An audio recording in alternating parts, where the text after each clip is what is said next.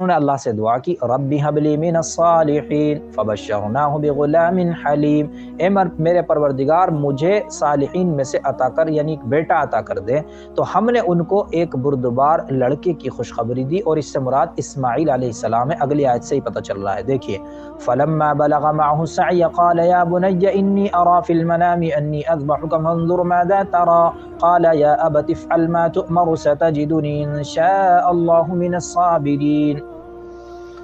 جب اسماعیل علیہ السلام ان کے بیٹے ان کے ساتھ دوڑنے، بھاگنے، کھیلنے، کودنے، چلنے کے عمر کو پہنچ گئے تو انہوں نے خواب دیکھا، اور خواب میں دیکھا کہ وہ اسماعیل کو ذبح کر رہے ہیں، اور نبی کا خواب وحی کے حکم میں ہوتا ہے، گویا کہ اللہ کی طرف سے یہ وحی تھی کہ تم اپنے بیٹے کی قربانی دو۔ تو انہوں نے اپنے بیٹے سے مشورہ کیا اور یہ کہا کہ بیٹے میں نے دیکھا ہے خواب میں تجھے ذبح کر رہا ہوں۔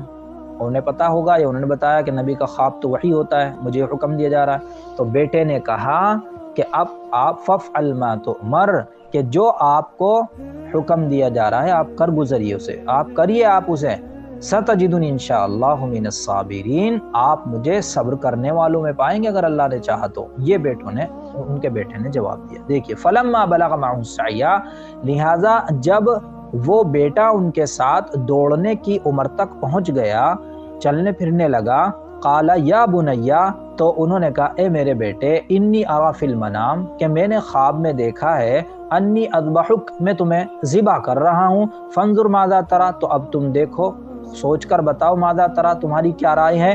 قال یا ابت افعل ما تؤمر، تو انہوں نے جواب دیا، اسماعیل السلام نے جواب دیا ابا جان آپ کو جو حکم دیا جا رہا ہے ما تؤمر افعل، کر گزریے، آپ کر دیجئے وہ کام، آپ کیجئے، حکم کو آپ نہ ٹالیے، حکم پر عمل کیجئے اللہ کے۔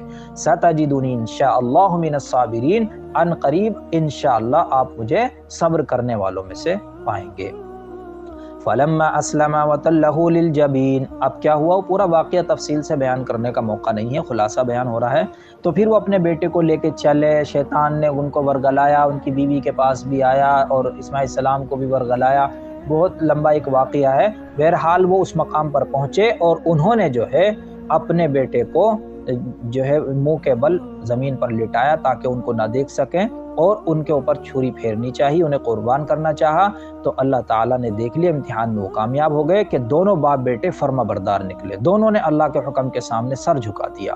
فلما اسلم وتلہ للجبین، لہٰذا ان دونوں نے سر جھکا دیا، فرما برداری اختیار کی، اللہ کے حکم کو ماننے کے لیے سر جھکا دیا انہوں نے۔ وتلہ للجبین، اور اس نے یعنی ابراہیم نے اس کو، یعنی اسماعیل کو، یعنی باپ نے بیٹے کو کیا ہے پیشانی کے بل نیچے زمین پر ڈال دیا۔ وَنَادَيْنَاهُ أَن يَا إِبْرَاهِيمُ قَدْ صَدَّقْتَ الرُّؤْيَا إِنَّا كَذَلِكَ نَجْزِي الْمُحْسِنِينَ، اور ہم نے ان کو ابراہیم کو پکارا، کہا اے ابراہیم قد صدقت الرؤیا، تم نے خواب کو سچ کر دکھایا، سچا کر دیا آپ نے اپنے خواب کو۔ إِنَّا كَذَلِكَ نَجْزِي الْمُحْسِنِينَ، ہم محسنین کو اسی طرح بدلہ دیا کرتے ہیں۔ إِنَّ هَذَا لَهُوَ الْبَلَاءُ الْمُبِينُ، یقیناً ایک یہ بڑی بھاری آزمائش تھی، بہت بڑی اور کھلا ہوا امتحان تھا یہ۔ وَفَدَيْنَاهُ بِذِبْحٍ عَظِيمٍ، اور ہم نے ایک بڑے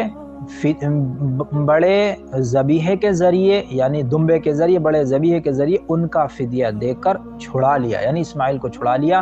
ہوا یہ کہ جب انہوں نے ان کے اوپر چھری چلائی تو اللہ تعالیٰ نے دمبا ان کے نیچے کر دیا۔ وہ پورا واقعہ ہے کہ دمبا جب انہوں نے دیکھا تو دمبے کے اوپر چھری چلی اور اسماعیل بچ گئے، تو اللہ تعالیٰ نے اس کو بیان کیا کہ دمبا ذبح ہوا اور اسماعیل بچ گئے، ہم نے ان کا فدیہ دمبے سے دیا۔ وَتَرَكْنَا عَلَيْهِ فِي الْآخِرِينَ سَلَامٌ عَلَىٰ إِبْرَاهِيمَ كَذَلِكَ نَجْزِي الْمُحْسِنِينَ إِنَّهُ مِنْ عِبَادِنَا الْمُؤْمِنِينَ، اور ہم نے آنے والے لوگ یعنی بعد میں آنے والے لوگوں میں یہ طریقہ رائج کر دیا، طریقہ چھوڑا، ہم نے جاری کرا۔ سلام علی ابراہیم، کہ وہ ابراہیم پر سلامتی بھیجیں، وہ کہیں کہ سلام ہو ابراہیم پر، سلامتی ہو ابراہیم پر۔ کذالک نجزی المحسنین، محسنین کو ہم اسی طرح بدلہ دیا کرتے ہیں۔ انہ من عبادنا المؤمنین، یقیناً وہ ہمارے مومن بندوں میں سے تھے۔ وبشرناہ باسحاق نبیا من الصالحین، اور ہم نے ان کو اسحاق کی خوشخبری دی، دوسرے بیٹے کی، نبی من الصالحین، کہ وہ صالحین میں سے نبی ہوں گے، نیک لوگوں میں سے نبی ہوں گے۔ وبارکنا علیہ وعلی اسحاق ومن ذریتہما محسن وظالم لنفسہ مبین، اور ہم نے ان پر بھی یعنی ابراہیم پر بھی اور اسحاق پر بھی برکت نازل فرمائی، ومن ذریتہما محسن، اور ان کی اولاد میں سے محسن نیک اعمال کرنے والے بھی ہیں، وظالم لنفسہ مبین، اور اپنی جان پر کھلم کھلا ظلم کرنے والے بھی ہیں۔